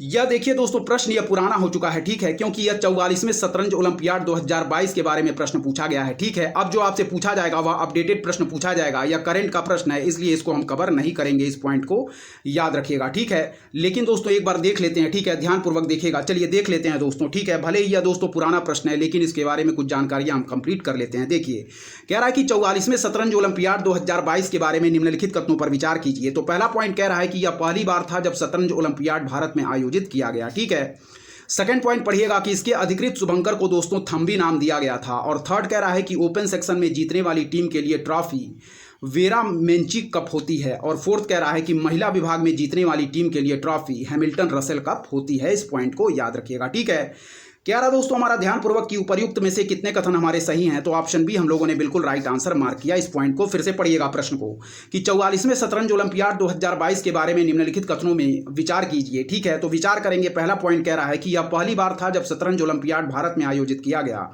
ठीक है, सेकंड पॉइंट कह रहा है कि इसके अधिकृत शुभंकर को हम लोगों ने थम्बी नाम दिया था। और थर्ड पॉइंट कह रहा है कि ओपन सेक्शन में जीतने वाली टीम के लिए ट्रॉफी वेरा मेंचिक कप होती है। और फोर्थ पॉइंट कह रहा है कि महिला विभाग सेक्शन में जीतने वाली टीम के लिए ट्रॉफी हैमिल्टन रसेल कप होती है। ठीक है, तो ऑप्शन हम लोगों ने मार्क किया। प्रश्न कह रहा था कि कितने कथन सही हैं, तो ऑप्शन बी हम लोगों ने मार्क किया, केवल 2 कथन सही है। व्याख्या इंपॉर्टेंट है, ध्यानपूर्वक व्याख्या इसकी पढ़िएगा, क्या कह रही है इस प्रश्न की व्याख्या। चलिए पढ़ते हैं, इंपॉर्टेंट है, ध्यानपूर्वक देखिएगा। ठीक है, देखिए पहला पॉइंट कह रहा दोस्तों कि वर्ष 1927 में हमारा वेस्टमिनिस्टर सेंट्रल हॉल में लंदन में आयोजित पहला आधिकारिक ओलंपियाड टूर्नामेंट ऑफ नेशंस के रूप में जाना जाता था। ठीक है, कह रहा है कि वर्ष 2022 में शतरंज ओलंपियाड का आयोजन पहली बार शतरंज की जन्मस्थली भारत में किया गया है। यह 3 दशकों में पहली बार एशिया में आयोजित हुआ है। इसमें भाग लेने वाले देशों एवं टीमों की संख्या सबसे अधिक थी। साथ ही इसमें महिला वर्ग में सबसे अधिक महिला खिलाड़ियों ने भाग लिया। अतः कथन फर्स्ट हमारा क्या है, बिल्कुल सही है। देखिएगा कि वर्ष 1927 में दोस्तों वेस्टमिनिस्टर सेंट्रल हॉल में लंदन में आयोजित पहला आधिकारिक ओलंपियाड टूर्नामेंट ऑफ नेशंस के रूप में जाना जाता था। और वर्ष 2022 में शतरंज ओलंपियाड का आयोजन पहली बार शतरंज की जन्मस्थली भारत में किया गया।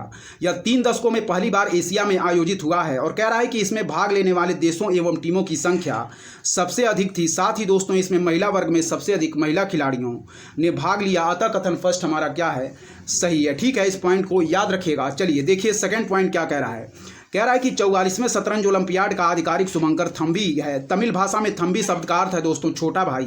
अतः कथन सेकंड हमारा क्या है, बिल्कुल सही है। ठीक है, फिर देखिएगा कि 44वें शतरंज ओलंपियाड का आधिकारिक शुभंकर थम्बी है। तमिल भाषा में थम्बी शब्द का अर्थ है छोटा भाई। अतः कथन सेकंड हमारा क्या है, बिल्कुल सही है। इस पॉइंट को याद रखिएगा, यानी कि फर्स्ट और सेकंड कथन हमारे इस संदर्भ में बिल्कुल सही दिए गए थे। प्रश्न में कह रहा था कि यह पहली बार था जब शतरंज ओलंपियाड भारत में आयोजित किया गया, तो यह पॉइंट हमारा बिल्कुल सही था। और सेकंड पॉइंट कह रहा था कि इसके अधिकृत शुभंकर को थम्बी नाम दिया गया था, तो यह भी पॉइंट हमारा बिल्कुल सही था। थर्ड पॉइंट हमारा कह रहा था कि ओपन सेक्शन में जीतने वाली टीम के लिए ट्रॉफी वेरा मेंचिक कप होती है। तो देखिएगा कह रहा है कि ओपन सेक्शन में विजेता टीम को हैमिल्टन रसेल कप प्रदान किया जाता है, जिसे दोस्तों English magnate Frederick Hamilton Russell ने प्रथम ओलंपियाड लंदन 1927 के लिए पुरस्कार के रूप में पेश किया था। अतः कथन थर्ड हमारा सही नहीं है। ठीक है, कह रहा है कि ओपन सेक्शन में जीतने वाली टीम के लिए ट्रॉफी वेरा मेंचिक कप होती है। तो याद रखिएगा यह पॉइंट हमारा गलत था, क्योंकि कह रहा है कि ओपन सेक्शन में विजेता टीम को हैमिल्टन रसेल कप प्रदान किया जाता है, जिसे English magnate Frederick Hamilton Russell ने प्रथम ओलंपियाड लंदन 1927 के लिए पुरस्कार के रूप में पेश किया था। अतः कथन थर्ड हमारा सही नहीं है। इस पॉइंट को याद रखिएगा। फोर्थ पॉइंट हमारा कह रहा था कि महिला विभाग में जीतने वाली टीम के लिए ट्रॉफी दोस्तों हैमिल्टन रसेल कप होती है। तो यह भी पॉइंट हमारा गलत है। फर्स्ट और सेकंड पॉइंट बिल्कुल सही दिया गया था। फर्स्ट पॉइंट कह रहा था कि यह पहली बार था जब शतरंज ओलंपियाड भारत में आयोजित किया गया, तो यह पॉइंट बिल्कुल सही था। और फिर सेकंड पॉइंट कह रहा था कि इसके अधिकृत शुभंकर को थम्बी नाम दिया गया था, तो यह भी पॉइंट हमारा बिल्कुल सही था। फर्स्ट और सेकंड पॉइंट बिल्कुल सही था। थर्ड और फोर्थ पॉइंट इस प्रश्न के संदर्भ में बिल्कुल गलत दिए गए थे, इसीलिए हम लोगों ने ऑप्शन मार्क किया था ऑप्शन बी, यानी कि केवल 2 कथन इसमें सही दिए गए थे। चलिए इस प्रश्न की कुछ आगे भी व्याख्या दी गई है, उसको हम देखेंगे, फिर आगे के प्रश्नों की तरफ बढ़ेंगे। सारे प्रश्न हमारे इंपॉर्टेंट हैं, इसलिए सारे प्रश्नों को ध्यानपूर्वक देखते चलिए। और दोस्तों, यदि आपको हमारा कंटेंट पसंद आ रहा है तो हमारे चैनल उपदेशा क्लासेस 91 को जरूर सब्सक्राइब करें, लाइक करें, अपने दोस्तों के बीच शेयर करें और ऐसे ही लगातार पढ़ते रहें। चलिए दोस्तों, आगे के प्रश्नों की तरफ बढ़ेंगे, देखेंगे आगे के प्रश्न हमारे।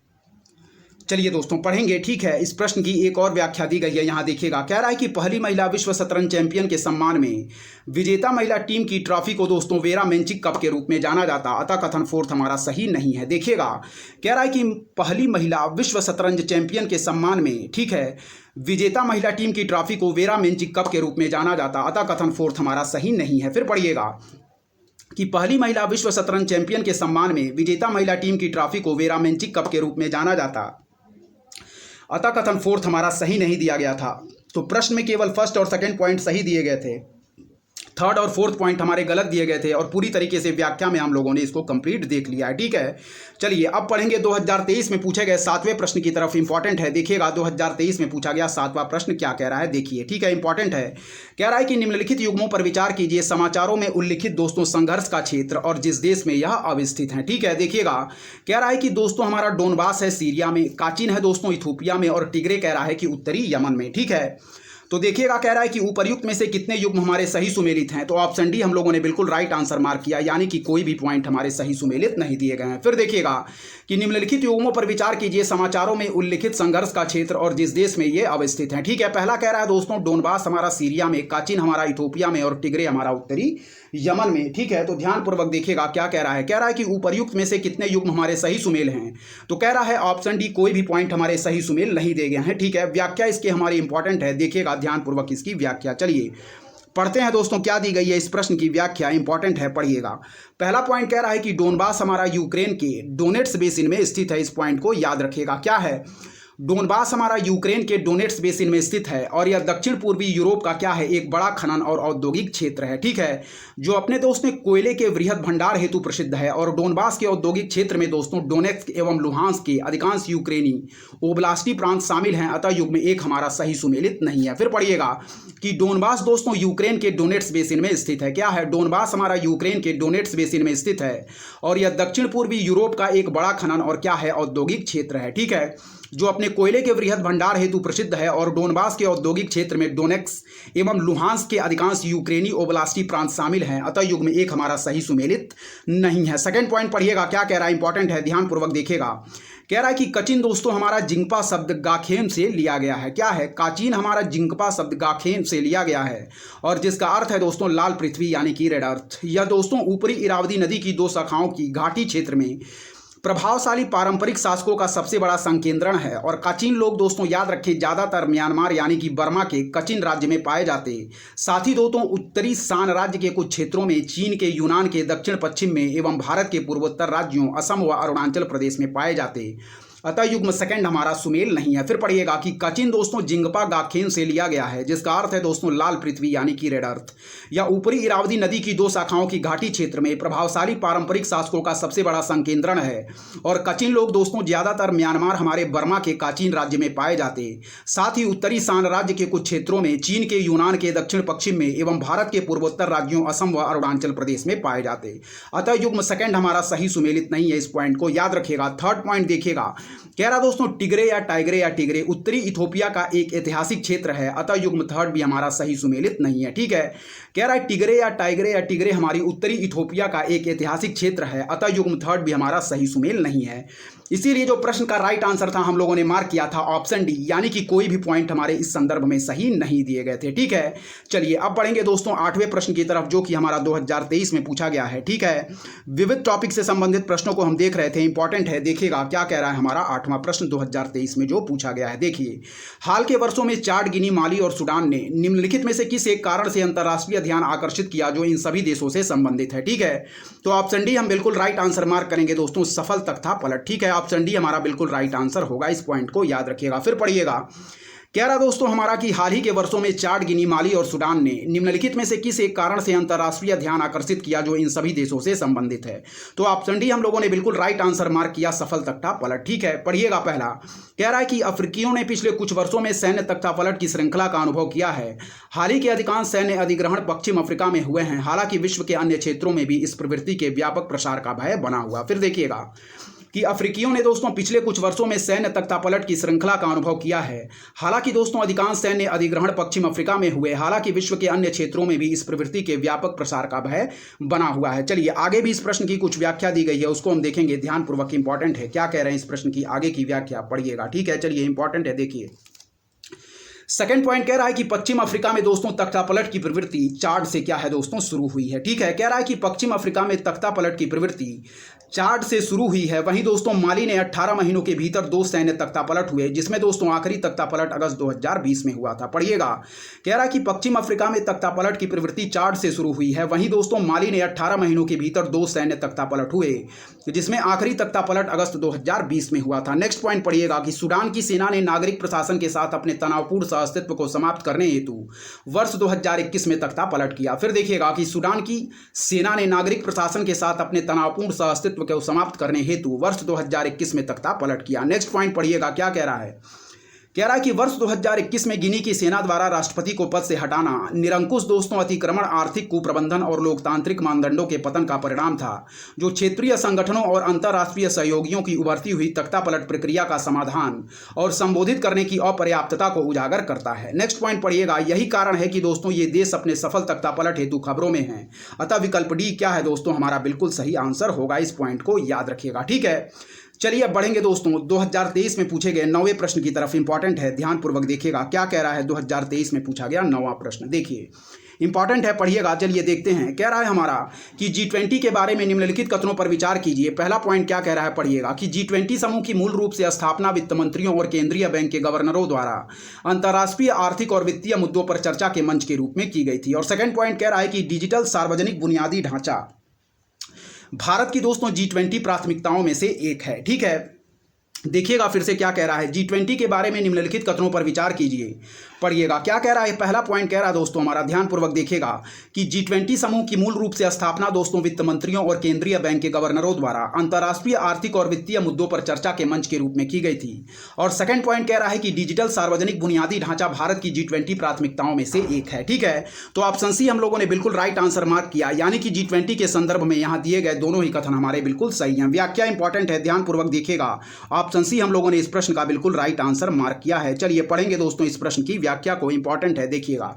पहला पॉइंट पढ़िएगा दोस्तों, कह रहा है कि इसकी स्थापना दोस्तों वर्ष 1999 में एशियाई वित्तीय संकट के बाद वैश्विक आर्थिक और वित्तीय मुद्दों पर चर्चा करने के लिए वित्त मंत्रियों और केंद्रीय बैंक के गवर्नरों हेतु एक मंच के रूप में की गई। अतः कथन फर्स्ट हमारा क्या है, बिल्कुल सही है। देखिएगा कि इसकी स्थापना दोस्तों वर्ष 1999 में एशियाई वित्तीय संकट के बाद वैश्विक आर्थिक और वित्तीय मुद्दों पर चर्चा करने के लिए वित्त मंत्रियों और केंद्रीय बैंक के गवर्नरों हेतु एक मंच के रूप में की गई। अतः कथन फर्स्ट हमारा क्या है, बिल्कुल सही है। सेकंड पॉइंट पढ़िएगा कि वर्ष 2007 एवं 2009 के वैश्विक आर्थिक और वित्तीय संकट के कारण इसमें राज्य सरकार के प्रमुखों को शामिल करने के रूप में अपग्रेड किया गया था। ठीक है, कह रहा है कि वर्ष 2007 एवं 2009 के वैश्विक आर्थिक और वित्तीय संकट के कारण इसमें राज्य सरकार के प्रमुखों को शामिल करने के रूप में अपग्रेड किया गया था। नेक्स्ट पॉइंट पढ़िएगा कि G20 शिखर सम्मेलन दोस्तों प्रतिवर्ष आयोजित किया जाता है। इस पॉइंट को याद रखिएगा। ठीक है, चलिए आगे के पॉइंट हम पढ़ेंगे, ध्यानपूर्वक देखिएगा क्या कह रहे हैं हमारे आगे के पॉइंट, इंपॉर्टेंट है। देखिए कह रहा दोस्तों हमारा कि यह शुरुआत में बड़े पैमाने पर व्यापक आर्थिक मुद्दों पर केंद्रित था, लेकिन इसके बाद दोस्तों इसमें व्यापार, सतत विकास, स्वास्थ्य, कृषि, ऊर्जा, पर्यावरण, जलवायु परिवर्तन के साथ भ्रष्टाचार विरोधी पहलों को भी शामिल किया गया था। ठीक है, पढ़िएगा, यह शुरुआत में बड़े पैमाने पर व्यापक आर्थिक मुद्दों पर केंद्रित था, लेकिन इसके बाद इसमें दोस्तों व्यापार, सतत विकास, स्वास्थ्य, कृषि, ऊर्जा, पर्यावरण, जलवायु परिवर्तन के साथ भ्रष्टाचार विरोधी पहलों को भी शामिल किया गया था। ठीक है, चलिए अब पढ़ेंगे दोस्तों डिजिटल सार्वजनिक बुनियादी ढांचे के बारे में। ठीक है, तो ध्यानपूर्वक देखिएगा, इंपॉर्टेंट है। चलिए पढ़ते हैं। पहला पॉइंट कह रहा दोस्तों कि यह कई साध्यों हेतु एक साझा साधन है और यह डिजिटल परिवर्तन का एक महत्वपूर्ण प्रवर्तक है और बड़े पैमाने पर सार्वजनिक सेवा वितरण में सुधार करने में सहायक रहा है। ठीक है, फिर पढ़िएगा पहला पॉइंट, यह कई साध्यों हेतु एक साझा साधन है और यह डिजिटल परिवर्तन का एक महत्वपूर्ण प्रवर्तक है और बड़े पैमाने पर सार्वजनिक सेवा वितरण में सुधार करने में सहायक रहा है। नेक्स्ट पॉइंट पढ़िएगा, अच्छी तरह से डिजाइन और कार्य कार्यान्वित होने के साथ यह देशों को उनकी राष्ट्रीय प्राथमिकताओं को प्राप्त करने और सतत विकास लक्ष्यों को गति देने में मदद कर सकता है। फिर पढ़िएगा कि अच्छी तरह से डिजाइन और कार्यान्वित होने के साथ यह देशों को उनकी राष्ट्रीय प्राथमिकताओं को प्राप्त करने और सतत विकास लक्ष्यों को गति देने में मदद कर सकता है। इस पॉइंट को याद रखिएगा, ठीक है। चलिए आगे के पॉइंट की तरफ बढ़ेंगे, देखेंगे आगे के पॉइंट हमारे क्या कह रहे हैं, इंपॉर्टेंट है, ध्यानपूर्वक देखिएगा हमारे आगे के पॉइंट क्या कह रहे हैं, इंपॉर्टेंट है। चलिए देखेंगे दोस्तों, ध्यानपूर्वक देखिएगा, इंपॉर्टेंट है, आगे के पॉइंट हमारे क्या कह रहे हैं पढ़ेंगे, ठीक है। चलिए देखिए ध्यानपूर्वक देखिएगा दोस्तों, आगे के पॉइंट भी हमारे इंपॉर्टेंट दिए गए हैं, पढ़ेंगे ध्यानपूर्वक देखिए।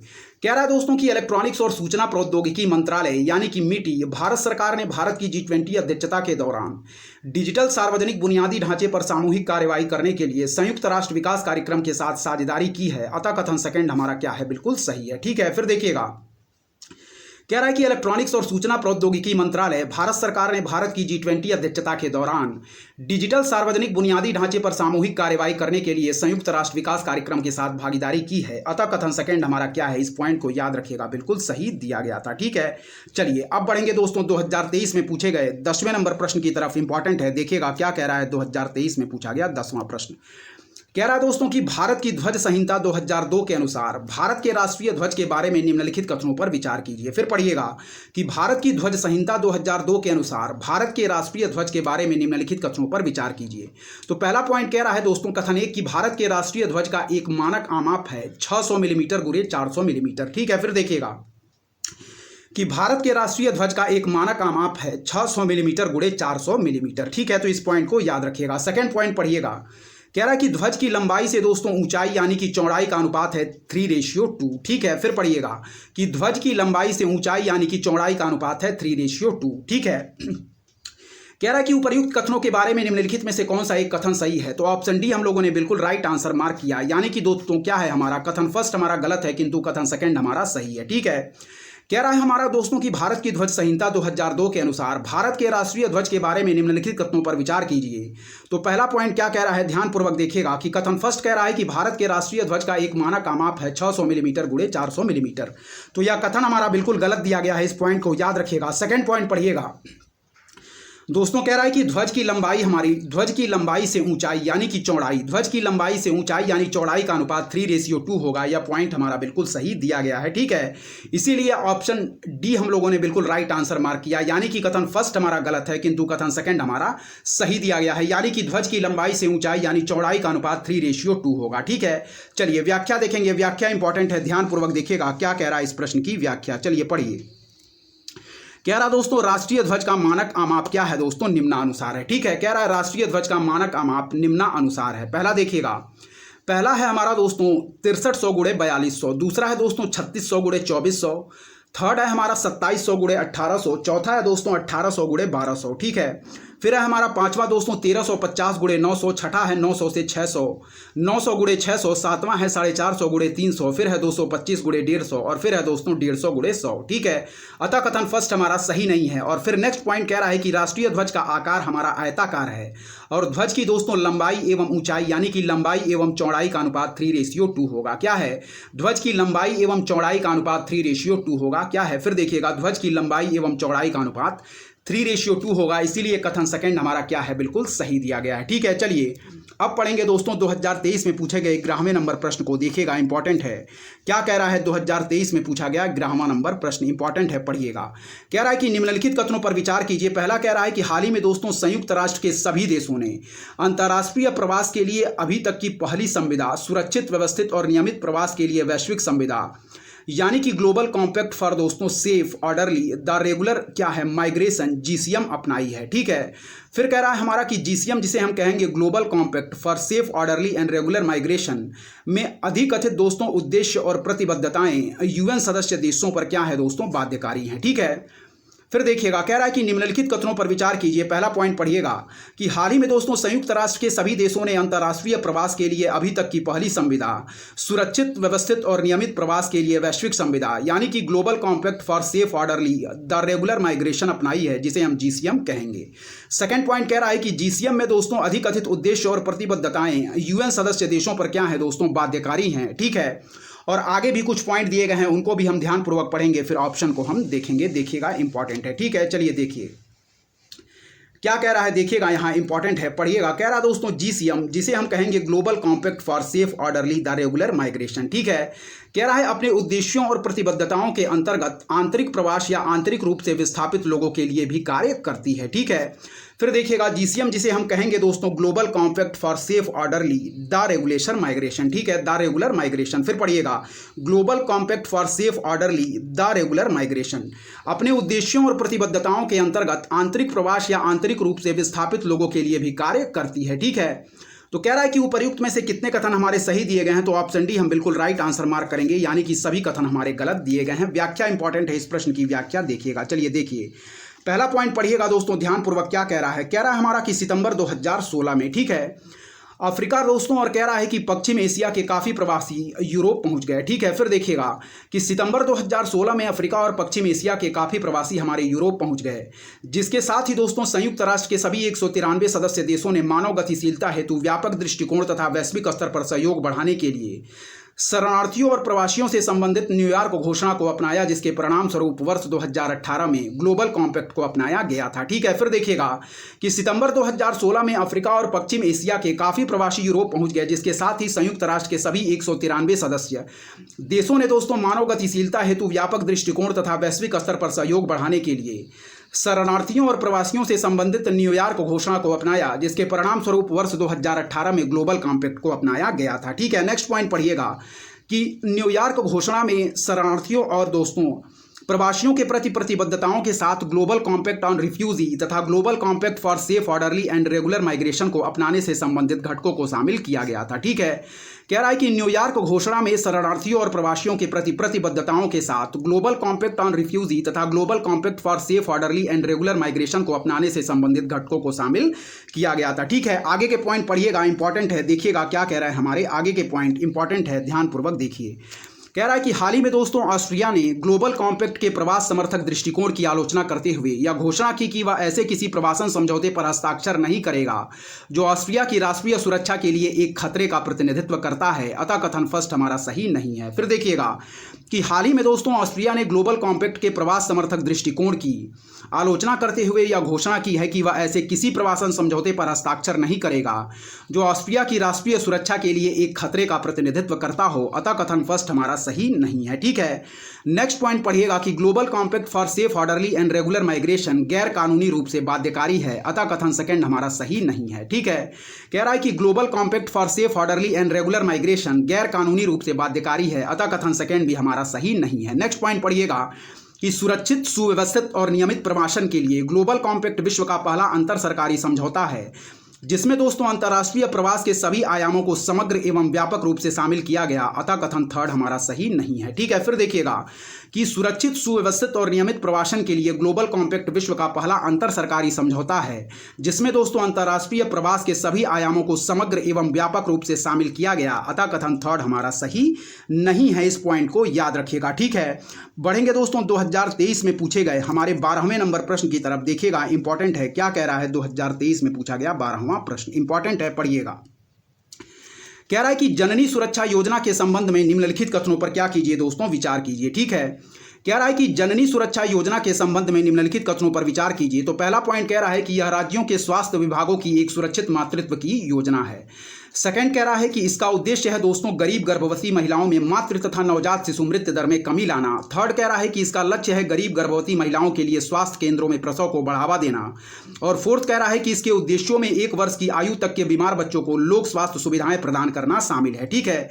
कह रहा है कि उपर्युक्त में से कितने कथन सही हैं, तो ऑप्शन बी हम लोगों ने बिल्कुल राइट आंसर मार्क किया, यानी कि दोस्तों केवल 2 कथन इस पॉइंट में हमारे सही दिए गए हैं। फिर देखिएगा कि जननी सुरक्षा योजना के संबंध में निम्नलिखित कथनों पर विचार कीजिए। पहला पॉइंट कह रहा है दोस्तों कि यह राज्य के स्वास्थ्य विभागों की एक सुरक्षित मातृत्व की योजना है। सेकंड पॉइंट कह रहा है कि इसका उद्देश्य दोस्तों गरीब गर्भवती महिलाओं में मातृ तथा नवजात शिशु मृत्यु दर में कमी लाना है। और थर्ड कह रहा है कि इसका लक्ष्य है गरीब गर्भवती महिलाओं के लिए स्वास्थ्य केंद्रों में प्रसव को बढ़ावा देना। और फोर्थ कह रहा है दोस्तों कि इसके उद्देश्यों में 1 वर्ष की आयु तक के बीमार बच्चों को लोक स्वास्थ्य सुविधाएं प्रदान करना शामिल है। कह रहा है कि उपर्युक्त में से कितने कथन सही हैं, तो ऑप्शन बी हम लोगों ने बिल्कुल राइट आंसर मार्क किया, केवल 2 कथन हमारे सही दिए गए हैं। ठीक है, ध्यानपूर्वक देखिएगा, इस प्रश्न की व्याख्या हमारी मोस्ट इंपॉर्टेंट है और आगामी परीक्षाओं के लिए भी अब दोस्तों योजना हमारी इंपॉर्टेंट हो सकती है, इसलिए ध्यानपूर्वक इस प्रश्न की व्याख्या को आप लोग देखिएगा। चलिए इस प्रश्न की व्याख्या की तरफ हम बढ़ते हैं। ऑप्शन बी हम लोगों ने बिल्कुल राइट आंसर। चलिए दोस्तों, जननी सुरक्षा योजना के बारे में पढ़ेंगे, व्याख्या इंपॉर्टेंट है, देखिएगा। ठीक है, चलिए देखिए, पहला पॉइंट पढ़ेंगे दोस्तों कि जननी सुरक्षा योजना, याद रखिए कि यह योजना दोस्तों 12 अप्रैल 2005 को शुरू हुई थी, जिसे दोस्तों सभी राज्यों एवं केंद्र शासित प्रदेशों में लागू की जा रही है, जिसमें दोस्तों कम प्रदर्शन करने वाले राज्यों पर विशेष जोर दिया गया। ठीक है, फिर पढ़िएगा, कह रहा है हमारा कि यह योजना दोस्तों, याद रखें, जननी सुरक्षा योजना 12 अप्रैल 2005 को शुरू हुई थी, जिसे दोस्तों सभी राज्यों एवं केंद्र शासित प्रदेशों में लागू किया जा रहा और जिसमें दोस्तों कम प्रदर्शन करने वाले राज्यों पर विशेष जोर दिया जा रहा। ठीक है, सेकंड पॉइंट पढ़िएगा कि यह दोस्तों राष्ट्रीय ग्रामीण स्वास्थ्य मिशन के तहत एक सुरक्षित मातृत्व योजना है, अतः कथन फर्स्ट जो दिया गया है प्रश्न में वह हमारा सही नहीं है। ठीक है, फिर देखिएगा, कह रहा है हमारा कि यह राष्ट्रीय ग्रामीण स्वास्थ्य मिशन यानी कि नेशनल रूरल हेल्थ मिशन दोस्तों के तहत यानी कि NRHM के तहत एक सुरक्षित मातृत्व योजना है, अतः कथन फर्स्ट हमारा सही नहीं है। ठीक है, फिर देखिएगा नेक्स्ट पॉइंट क्या कह रहा है, कह रहा है कि इसे गरीब गर्भवती महिलाओं के बीच संस्थागत प्रसव को बढ़ावा देकर मातृ एवं नवजात मृत्यु दर को कम करने के उद्देश्य से लागू किया गया, अतः कथन सेकेंड और थर्ड हमारे बिल्कुल सही है। फिर पढ़िएगा, कह रहा है कि इसे गरीब गर्भवती महिलाओं के बीच संस्थागत प्रसव को बढ़ावा देकर मातृ एवं नवजात मृत्यु दर को कम करने के उद्देश्य से लागू किया गया, अतः कथन सेकंड और क्या है दोस्तों हमारे थर्ड बिल्कुल सही दिए गए हैं। इस पॉइंट को याद रखिएगा। ठीक है, लास्ट पॉइंट पढ़ेंगे कि 1 वर्ष तक के बीमार शिशुओं को लोक स्वास्थ्य सुविधाएं उपलब्ध कराना योजना का उद्देश्य नहीं है, अतः कथन फोर्थ भी हमारा सही नहीं है। ठीक है, तो केवल सेकंड और थर्ड पॉइंट हमारे प्रश्न के सही दिए गए थे, फर्स्ट और फोर्थ पॉइंट हमारे बिल्कुल गलत दिए गए थे। ठीक है, फिर से पढ़िएगा, कह रहा दोस्तों हमारा कि इसे गरीब गर्भवती महिलाओं के बीच संस्थागत प्रसव को बढ़ावा देकर मातृ एवं नवजात मृत्यु दर को कम करने के उद्देश्य से लागू किया गया था और इसकी डेट याद रखिएगा दोस्तों कि यह योजना हमारी 12 अप्रैल 2005 को शुरू हुई थी। ठीक है, जिसे सभी राज्यों एवं केंद्र शासित प्रदेशों में लागू किया जा रहा और जिसमें कम प्रदर्शन करने वाले राज्यों पर विशेष ध्यान दिया जा रहा। ठीक है, कह रहा है कि यह राष्ट्रीय ग्रामीण स्वास्थ्य मिशन के तहत एक सुरक्षित मातृत्व योजना है, अतः कथन फर्स्ट हमारा सही नहीं है। ठीक है, सेकंड पॉइंट थर्ड पॉइंट पढ़िएगा कि इसे गरीब गर्भवती महिलाओं के बीच संस्थागत प्रसव को बढ़ावा देने मातृ एवं नवजात मृत्यु दर को कम करने के उद्देश्य से लागू किया गया था, कथन सेकंड और थर्ड सही है। और फोर्थ कह रहा है कि 1 वर्ष तक के बीमार शिशुओं को लोक स्वास्थ्य सुविधाएं उपलब्ध कराना योजना का उद्देश्य नहीं है, अतः कथन फोर्थ भी हमारा सही नहीं है, सेकंड और थर्ड सही है।